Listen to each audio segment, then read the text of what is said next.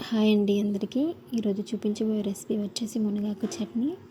ఇదైతే మన ఆరోగ్యానికి అయితే చాలా మంచిది, కానీ ప్రతి ఒక్కరూ దీన్ని చేదుగా ఉంటుందని అవాయిడ్ చేస్తారు.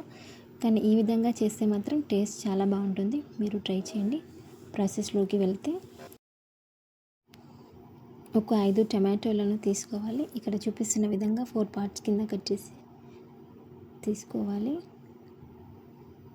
అలాగే ఇదైతే మునగాకు.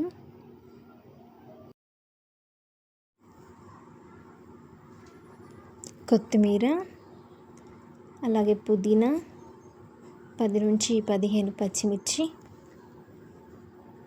కొద్దిగా కరివేపాకు.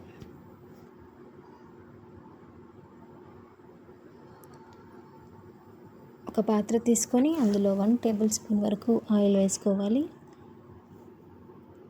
ఆయిల్ హీట్ అయ్యాక మునగాకు వేసుకొని మొత్తం అంతా కలిసేలాగా ఒకసారి అటు ఇటు కలుపుకోవాలి. ఇప్పుడు టమాటాలను, తర్వాత పచ్చిమిర్చి ఒకదాని వెంబడి ఒకటి అన్నీ వేసుకోవాలి. కొత్తిమీర, పుదీనా, కరివేపాకు ఇలా మొత్తాన్నంతా వేసుకోవాలి. వేసుకొని ఒకసారి అంతా కలిపేసుకోవాలి.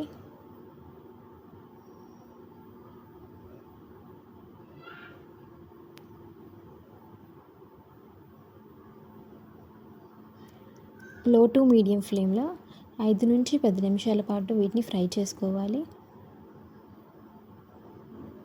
ఇప్పుడు ఒక క్యాప్ పెట్టేసి 10 మినిట్స్ పాటు వీటిని ఉడకబెట్టుకోవాలి.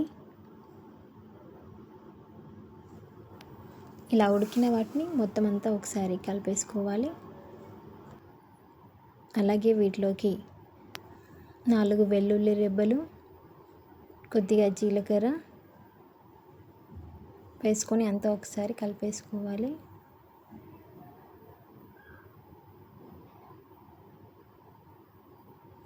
ఇలా ఒక 5 to 10 మినిట్స్ వరకు మళ్ళీ ఫ్రై చేసుకోవాలి.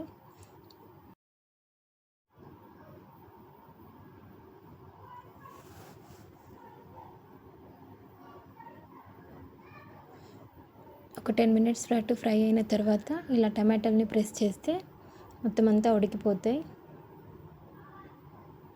మొత్తం 100% ఉడికిపోయింది. ఇప్పుడు స్టవ్ ఆఫ్ చేసి వీటిని అయితే మనం మిక్సీ జార్లోకి ట్రాన్స్ఫర్ చేసుకుందాం.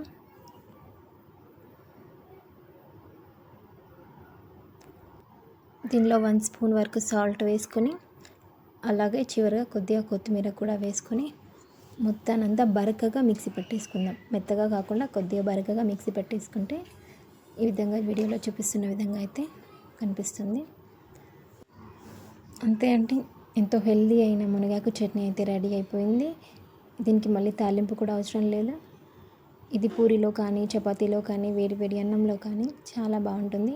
ఆరోగ్యానికి ఎంతో మేలు చేసే దీన్ని మాత్రం మీరు రెగ్యులర్గా ఆహారంలో మాత్రం తీసుకోండి.